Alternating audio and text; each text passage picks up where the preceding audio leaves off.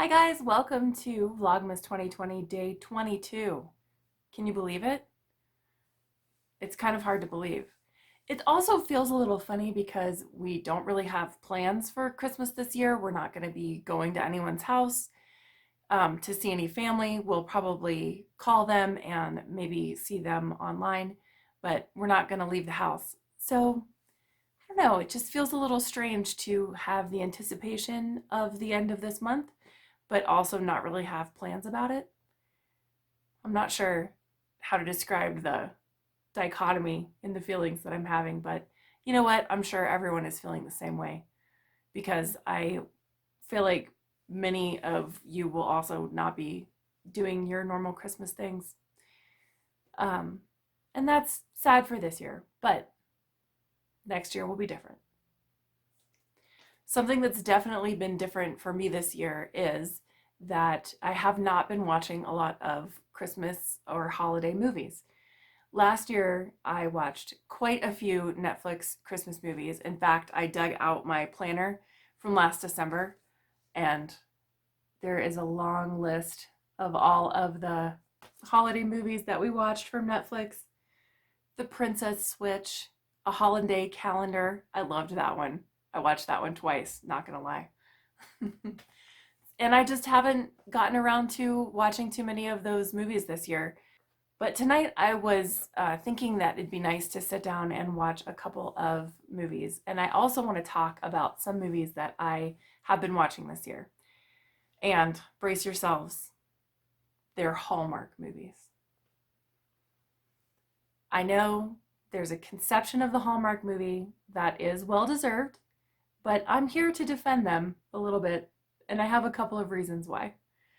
My first reason is that they're really pleasant to watch. They have pretty clothes and nice scenery, and there's conflict, but it's not that dramatic. They're usually about an hour and a half long.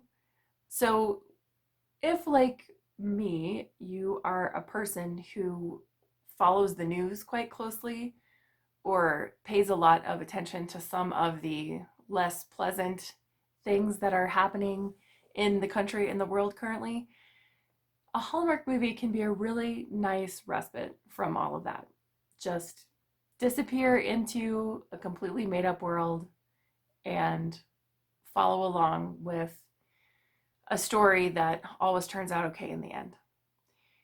There are some other things about Hallmark movies that I wanted to bring up. I actually got a subscription to the Hallmark movie channel, and I have watched quite a few Hallmark movies since September of this year. And I will say that though the ones that are older, probably 5 years older or more, are pretty standard white people all the time, the newer ones do have some more diversity. And I think the diversity is increasing every year.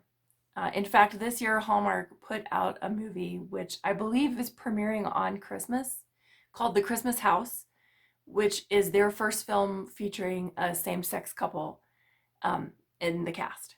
And you know what? That's progress. And I say good for them. I'm going to watch that movie and I'm sure that I'll enjoy it. Now, I don't want to give the impression that I feel that Hallmark has done everything they need to do as far as diversity and inclusion goes, because they certainly haven't. There are all sorts of intersections of different kinds of people that are absolutely not represented in those films, and they should be. Not only in front of the camera as the cast, but also in the crew and the writers and the producers and everyone up and down the line. I think that is something that is happening in every industry. And I hope that the baby steps that I can see some places taking lead to a more inclusive workplace on both sides of the camera, which will make better stories.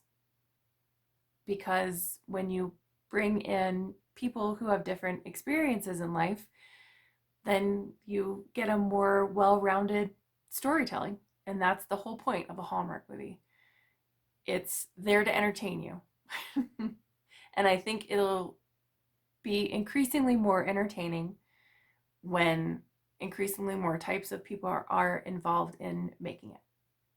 One thing that I saw in a couple of Hallmark movies that I was not expecting was people modeling good relationship behavior. For a genre, romance, that is so saddled with toxic relationship tropes, I did not expect to see people in those movies acting so responsibly. There was an example of a movie where some people were engaged and about to be married, and just before they walked down the aisle, they realized that they want to go different ways in their lives, and they embrace and congratulate each other, and each one tells the other how great they're going to be at this path that they're on. Now, is that realistic? No, not really. But nothing about a movie is realistic. Is it a good example? I think so. So there it is, my defense of the Hallmark movie. I will say my other go-to soothing YouTube viewing while I am knitting is Midsummer Murders, which shouldn't be soothing because of the high body count, but somehow that's balanced by all of those nice English gardens and the pretty little cottages, I guess. So you could always say very few people get murdered in Hallmark movies. So that could be another point in their favor.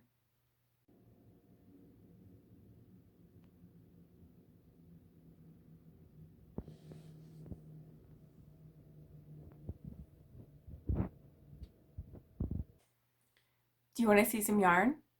I want to see some yarn. Let's open day 22 of the Needle and Thread Advent Calendar. We're in the turquoises and the blues. Oh, okay, before I show this to the camera, I will say that my mother has been keeping up on this whole Advent calendar thing.